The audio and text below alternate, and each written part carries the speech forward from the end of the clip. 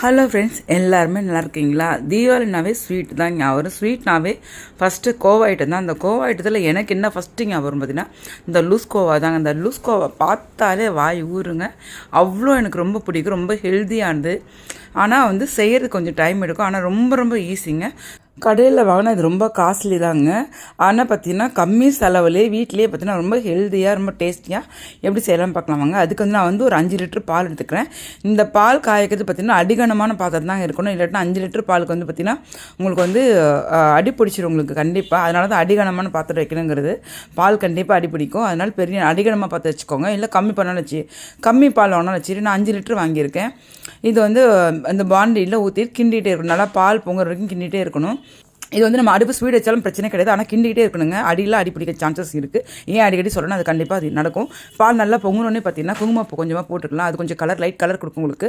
நீங்கள் வேணாலும் ஸ்கிப் பண்ணிக்கலாம். அதுக்கப்புறம் பால் நீங்கள் 5 லிட்டருக்கு பார்த்தீங்கன்னா ஒரு 400 கிராம் சக்கரை நான் போட்டிருக்கேன். பாருங்க, இது நல்லா சுண்டி வரும் உங்களுக்கு. இதில் பிகினர்ஸ்க்கு ஒரே ஒரு டிப்ஸ், சின்ன டிப்ஸ் என்னென்னு பார்த்தீங்கன்னா, இப்போ இந்த அளவுக்கு வரப்போ நல்லா கொஞ்சம் தெறிக்க ஆரம்பிக்கும். டக்குன்னு தெறிக்க ஆரம்பிக்கும். அப்போ என்ன பண்ணிங்கன்னா கொஞ்சமாக பால் போட்டு மிக்ஸ் பண்ணிட்டா சீக்கிரம் இன்னும் கொஞ்சம் இந்த அளவுக்கு கெட்டி ஆயிரும் உங்களுக்கு. ஏன்னா தெறிக்கிறப்ப மூஞ்சில் பட்டுன்னு தெறிக்கும் உங்களுக்கு. அதை தெறிக்கிறதுக்கு தவிக்கிறதுக்குன்னா நீங்கள் கொஞ்சமாக பால் போட்டு மிக்ஸ் பண்ணிட்டா சீக்கிரமே கெட்டியாகும். இந்த அளவுக்கு எடுத்து நம்ம இறக்கிடலாம். நல்லா சுண்டை இந்த அளவுக்கு நல்லா திரண்டு வந்தோன்னு பார்த்தீங்கன்னா எடுத்து ஒரு ட்ரேல ஏற்கனவே நெய் தடவி அதில் நம்ம ஊற்றிக்கலாம். உங்களுக்கு பாருங்கள், இந்த அளவுக்கு இருந்தால் போதும். அப்புறம் எடுக்கிறப்ப இன்னும் கொஞ்சம் கெட்டியாகும். நமக்கு இந்த பதத்தில் இருக்குன்னா போதும். அப்புறம் நல்லா ஒரு ட்ரேயில் நெய் தடவிட்டு உங்களுக்கு எல்லாம் எடுத்து ஊற்றிச்சிக்கலாம். ஊற்றிட்டு மேலே நம்ம டெக்கரேஷனுக்கு என்ன நட்ஸ் வேணுமோ மெயினாக இதில் பார்த்தீங்கன்னா முந்திரி திராட்சை தாங்க அதிகமாக நிற்கணும்.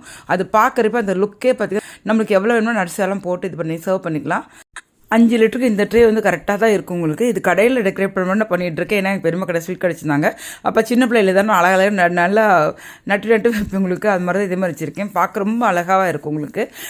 செலவு கம்மி, செய்கிறதுக்கு ஈஸி, சாப்பிட்றதுக்கு ரொம்ப டேஸ்டி, ரொம்ப ஹெல்த்தியான இந்த பால்கோவோட டீட்டெயில் வீடியோ நம்ம சேனலில் கீழே கொடுத்துருக்கேன், செக் பண்ணிக்கோங்க. இந்த வீடியோ பிடிச்சா லைக் பண்ணுங்கள், ஷேர் பண்ணுங்கள், சப்ஸ்கிரைப் பண்ணுங்கள். ஸ்ட்ரீட்டில் பார்க்கலாம். பாய்.